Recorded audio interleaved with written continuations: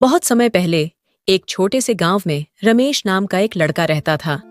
उसका परिवार बहुत गरीब था, लेकिन उसके माता पिता ने उसे सिखाया था कि मेहनत और सच्चाई से बड़ा कोई धर्म नहीं होता।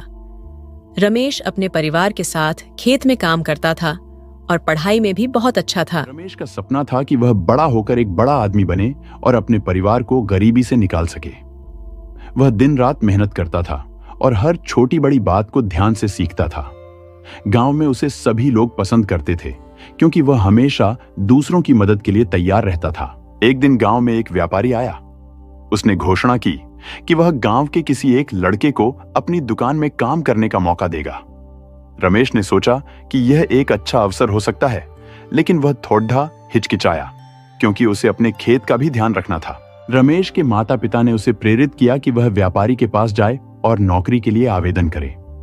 उन्होंने कहा कि मेहनत और सच्चाई से वह किसी भी मुश्किल को पार कर सकता है।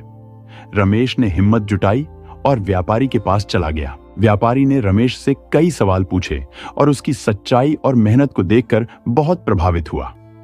उसने रमेश को तुरंत नौकरी पर रख लिया। रमेश ने दुकान में बहुत मेहनत की और जल्द ही व्यापारी का विश्वास जीत लिया। रमेश की मेहनत और सच्चाई के कारण दुकान की बिक्री बढ़ने लगी।